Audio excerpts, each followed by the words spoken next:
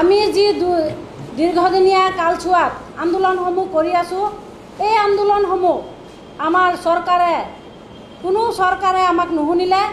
যিহেতু বিজেপি চৰকাৰৰ দক্ষ মন্ত্ৰী মাননীয় অসমৰ মুখ্যমন্ত্ৰী মহোদয়ে আমাৰ এই কণ্ঠ তেওঁ শুনিব বুলি আমি ভাবিছিলোঁ, কিন্তু তেওঁ আমাক কি কৰিছে, 500 টকা এটা বৃদ্ধি কৰি আমাক মানে টোপ দিছে, কণা সাহস পতান দিয়া যেন আমি দেখিবলৈ পাইছোঁ। আমাৰ আত্মসন্মানত তেখেতে আঘাত সানিছে। আমি সেই গতিকে আমি অসম চৰকাৰক এই সংবাদ মাধ্যমৰ যোগেদি আমি সকিয়নি দিব বিচাৰিছোঁ, অনাগত দিনত আমাৰ যি দাবী আছে, এই দাবীসমূহ চৰকাৰে যদি পূৰণ নকৰে,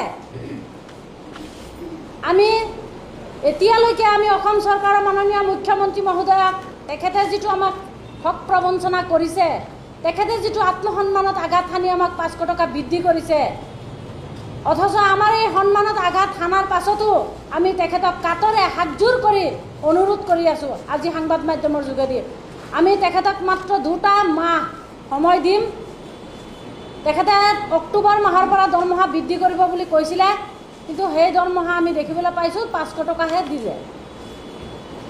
আমি 2টা মাহ সময় দিম, তাৰ পাছত আমি 1 লাখ ৰান্ধনী ওলাই আহিব, সম্পূৰ্ণ পথচাৰী বন্ধ কৰি মানে চলাচল যাতায়াতী সুবিধা সব বন্ধ কৰি দিয়া হ'ব।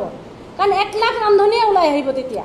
এই সংবাদ মাধ্যমৰ যোগেদি অতি শীঘ্ৰে আমাৰ দৰমহা, যিটো আমাৰ প্ৰথম দাবী আছিলে, 2007তে সন্থা গঠন কৰি যিটো আমাৰ মূল দাবী আছিলে যে 9,000 আমাৰ চাকৰিটো, ৰান্ধনী সহায়িকাসকলৰ চাকৰিটো নিয়মীয়াকৰণ কৰি মাহিলী দৰমহা 9,600 টকা বৃদ্ধি কৰিব লাগে, 1 নম্বৰ দাবী। 2 নম্বৰ দাবী হৈছে আমাৰ পেঞ্চন, মেডিকেল ইত্যাদি সুবিধা প্ৰদান কৰিব লাগে। 3 নম্বৰ দাবী আছিলে আমাৰ যে চৰকাৰে যিটো NGO দিবলৈ বিচাৰিছে, NGOত আমাৰ ৰন্ধন কৰ্মচাৰীসকলক মানে কৰ্মীৰ যিটো খাদ্যৰ যিটো প্ৰস্তুত প্ৰণালীটো, আমি সেইটোত বাধা আৰোপ কৰিছোঁ। আমাৰ সেই দাবীকেইটা, আমাৰ এই প্ৰথম যিটো দাবী, চাকৰিটো নিয়মীয়াকৰণ কৰি দৰমহা মাহিলী প্ৰথম আছিলে আমাৰ 2007তেই যে দৰমহা 9,600 টকা। আজিৰ দিনত আপোনালোকে চিন্তা কৰক, বস্তুৰ কি দাম, কিমান মূল্য বৃদ্ধি। আজিৰ দিনত আমাক চৰকাৰখনে এই 9,600 টকা সাধাৰণ দাবী আমাৰ অসম চৰকাৰৰ দক্ষ মন্ত্ৰী মাননীয় মুখ্যমন্ত্ৰী মহোদয়ে ইচ্ছা কৰিলে তেখেতে 1 মিনিটতে পলকতে আমাৰ এই দাবী পূৰণ কৰিব পাৰে। চাকৰিটো নিয়মীয়াকৰণ কৰি দৰমহা 9,600 টকা এটা বৃদ্ধি কৰিব পাৰে তেওঁ ইচ্ছা কৰিলে। কিন্তু তেওঁ কি কৰিছে, তেওঁ কি কৰি আছে, মানে বিভিন্ন দলসমূহক ৰাজনীতিকৰ মানে কিছুমান আন্দোলনমুখী কৰাইছে, আমাৰ ৰান্ধনীখিনিক হাৰাশাস্তি প্ৰদান কৰি আছে। চৰকাৰৰ এনে কাৰ্যক আমি ধিক্কাৰ দিছোঁ, গৰিহণা দিছোঁ, নিন্দা কৰিছোঁ। অতি শীঘ্ৰে আমি এটা সময়সীমা বান্ধি দিছোঁ। এই সময়সীমা উকলি গ'লে কিন্তু আমাৰ ধৈৰ্যৰ সীমা আৰু মানে নাথাকে, আমাৰ সীমা বান্ধ উকলি যাব। আমি যি পদক্ষেপ ল'ম, যি আন্দোলন ল'ম, কোনো দিনজোৰা কাৰ্যসূচী ল'ম, অনিৰ্দিষ্টভাৱে আমি কোনো দিন তাৰিখ উল্লেখ নকৰিম। আজি এই সংবাদ মাধ্যমৰ যোগেদি আমি প্ৰকাশ কৰিছোঁ যে এনেকুৱা এটা অভাৱনীয় পৰিৱেশৰ সৃষ্টি যাতে অসম চৰকাৰে নকৰে বুলি আমাৰ এইটো আশা। যদি অসম চৰকাৰে আমাৰ এই অসমৰ ৰান্ধনীসকলক এনেকুৱা দুৰ্ব্যৱহাৰ কিয় কৰিছে, সাধাৰণ নগণ্য আমাৰ দাবী, এই দাবীটো চৰকাৰৰ লগত আমি কিমান দিন আৰু আন্দোলন কৰিম, আমাৰ ৰান্ধনীসকল কিমান মৃত্যু হৈছে সেইবোৰৰ খবৰ জানো চৰকাৰখনে লৈছে? কিমান ৰান্ধনীৰ পৰিয়ালবৰ্গ কিমান দিহহাৰা, ঘৰ হাৰা, আজি তাৰিখলৈকে আমাৰ ৰান্ধনী কৰ্মীসকলৰ ল'ৰা ছোৱালী সন্তানে পাহাৰৰ পৰা পৰি কামত গৈ পাহাৰৰ পৰা পৰি পাহাৰ ভাঙি পৰি মৃত্যু হৈছে। কিমান ৰান্ধনী খাবলৈ নাপায়, খাদ্যৰ অনাহাৰত, ভোকত, লঘোণত, বেমাৰত পৰি মৃত্যু হৈছে, তাৰ জানো চৰকাৰে খবৰ লৈছে? এইখন চৰকাৰৰ যিটো মানে আমাক যি মাহিয়াই চকুৰে যিটো চাইছে, এইখিনি চৰকাৰৰ আমি কিন্তু সহ্য কৰা নহ'ব। অনাগত দিনত এটা অভাৱনীয় পৰিৱেশৰ যাতে সৃষ্টি নকৰে, এই সংবাদ মাধ্যমৰ যোগেদি আমি চৰকাৰখনক সকিয়নি দিছোঁ।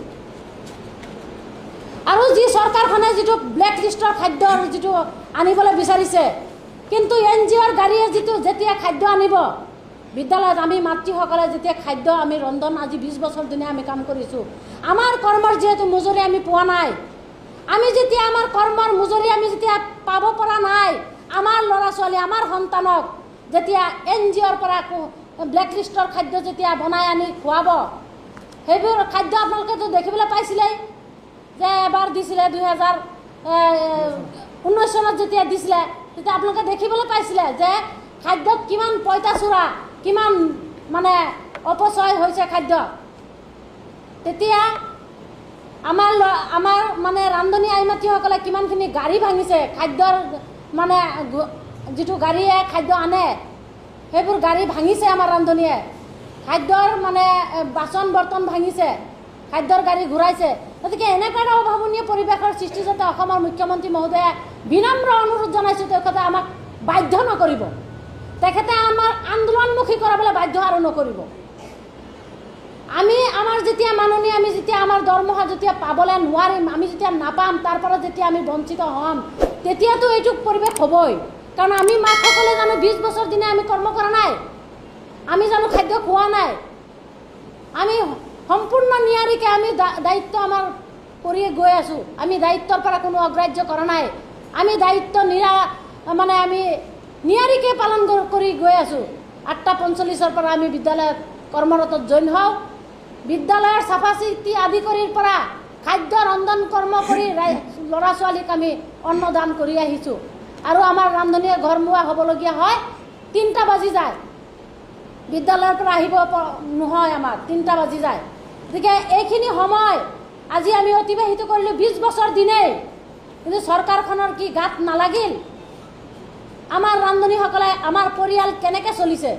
কিন্তু আগন্তুক যিটো ইলেকশ্যন আহিছে, এই ইলেকশ্যনত আমি কিন্তু চৰকাৰক আমি প্ৰতি উত্তৰ দিবলৈ বাধ্য হ'ম।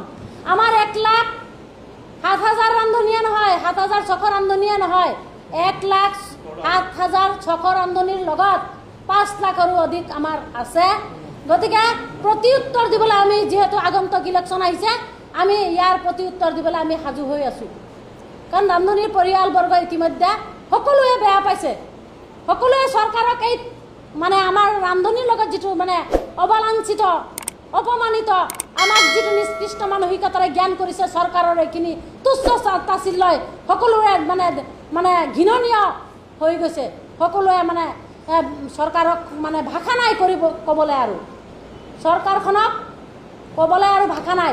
মুনাফা কেনেকৈ, যিটো নেকি চৰকাৰে ব্লেক লিষ্টৰ NGOৰ কোষাগাৰ নিৰ্মাণ কৰি খাদ্য মানে প্ৰস্তুত কৰিবলৈ যিটো ব্যৱস্থা লৈছে, সেইটো চৰকাৰৰ কিবা মানে এইটো হেৰি নহয় নেকি, মুনাফা আদায় নহয় নেকি?